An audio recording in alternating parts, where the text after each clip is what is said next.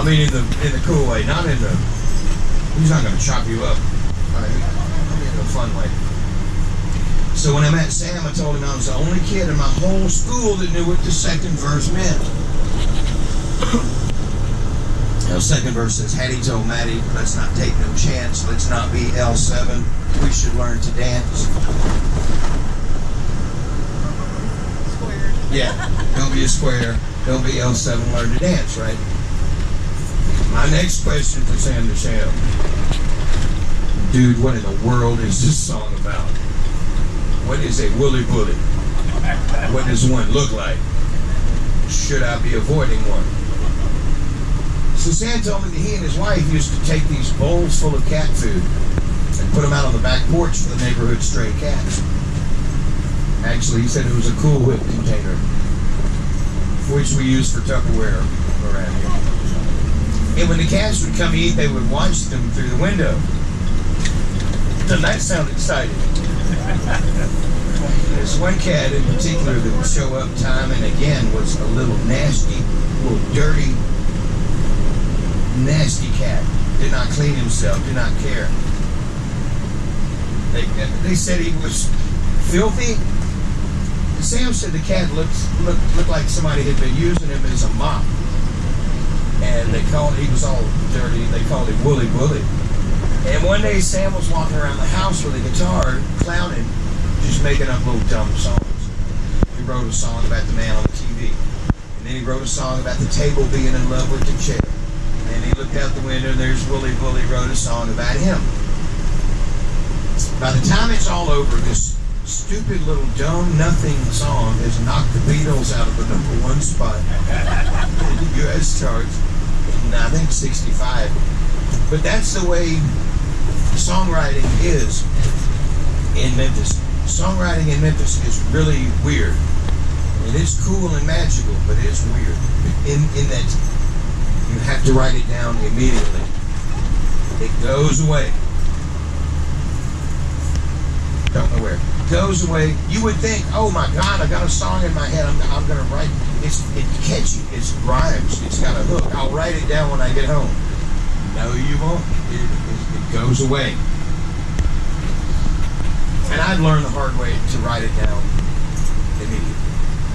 Or to sing it in your phone or call yourself and leave it a voicemail or whatever. My most successful song that I wrote was a song called Did You Have to Take the Dog Too? It was written on the... Well, it went to number 6. Thanks to Dan Aykroyd. It was written on, you know the little bag that you throw up in on the airplane? I think it was empty. So you have to write it down. A perfect example is this dude, Carl Perkins. Carl Perkins had walked in the front door of Sun Studio one day. No appointment, no phone call. Just blew in off the street. And Miss Marion, who worked at the front desk, she said, "Sir, can I help you?" And Carl Perkins says, "Yes, ma'am, I'm tired of being a farmer and I want to be a rock and roll star." "Oh, well, sign right here." Well, back then for $4 you could record a demo record. And you got 2 copies of the demo record. As you Elvis fans know, 1 copy was for your mom. But the other copy you would leave it at the studio in hopes that Sam Phillips would be still long enough to listen to your song. And if you were really lucky, Sam Phillips would like your song enough to not shatter the record on the concrete floor after he finished listening to it. That's what they did. Can you imagine doing that nowadays? In this day and age when it is illegal to hurt someone's feelings, you can imagine taking their little record and just smacking it. But if you were really super lucky, Sam Phillips would call you on the telephone and tell you to come record some more. And that's the phone call that everybody was waiting on. Elvis waited on that phone call for over a year. B.B. King waited on that phone call. Bobby Blue Bland waited on it. But not Carl Perkins. Perkins would get dressed every morning and drive to Sun Studio and wait in the parking lot on Sam Phillips like a stalker. And he became known at Sun Studio as that weird guy in the parking lot. So one day they were recording Johnny Cash. Cash and his band took a break and went out back to smoke. And just to be funny, they made Johnny Cash go talk to the weird guy. See what happened. What did happen is that Carl Perkins and Johnny Cash, they clicked.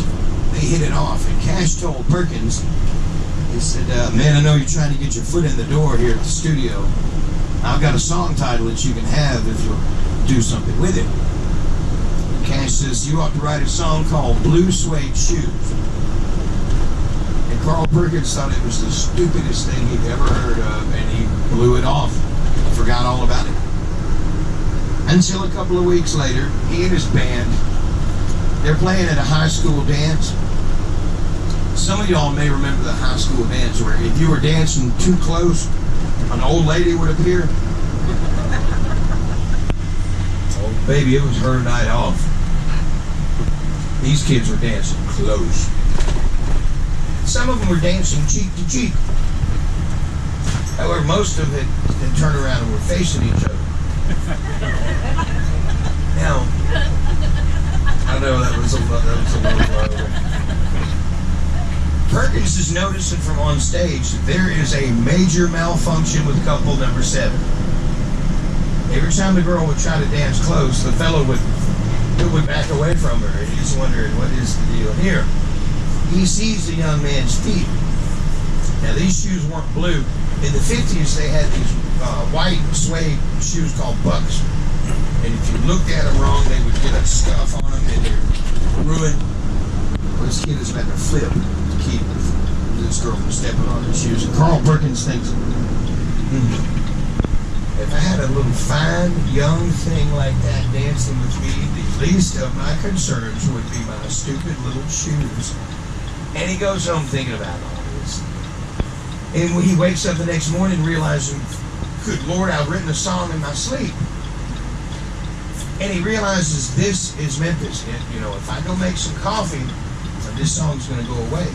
And if I go take a shower, this song is going to go away. So he goes straight into the kitchen, standing there in his underpants. And he rips off a piece of paper from the potato sack in the trash, takes a pencil, and wrote the first song in human history to be a #1 hit in the pop charts, the R&B charts, and the country charts at the same time. No one had ever done it. The first song in history to be a #1 hit on both sides of the record. Side A is #1. Side B was a #1 called Honey Don't.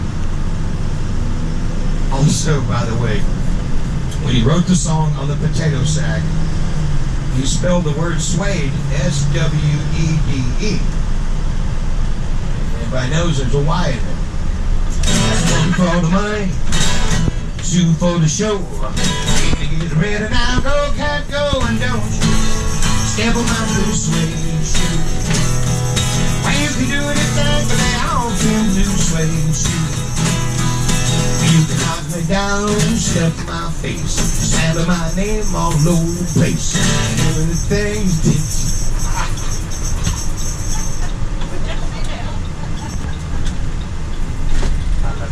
it's only funny because I've been there. You really never know what you have in life until you see it all thrown in front of the apartment on the grass.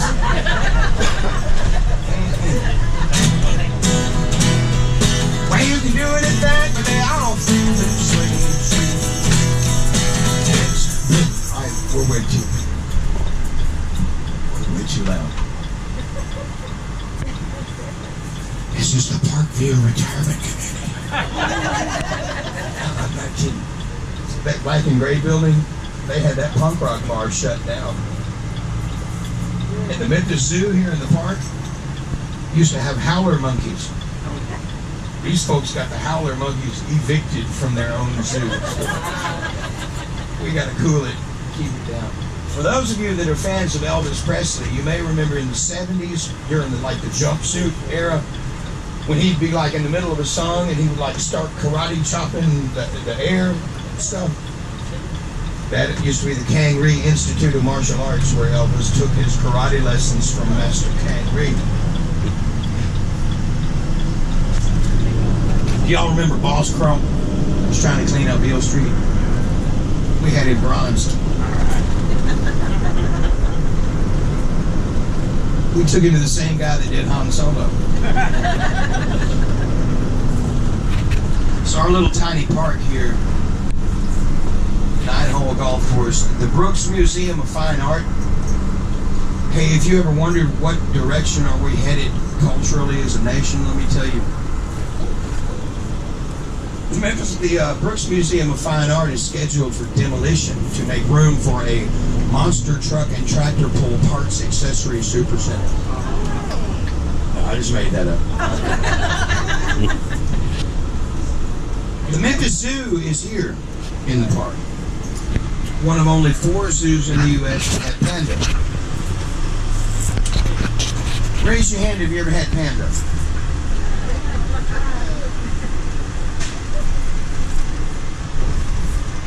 Awkward. So the real reason we've stopped here, this is the site of the world's first rock and roll concert. And in true rock and roll fashion, since we're not supposed to go in here, we are.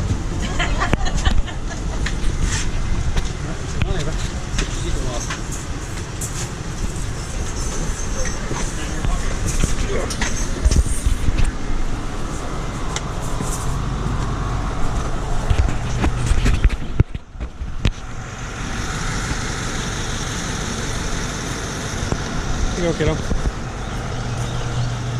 Follow Mr. Hughes.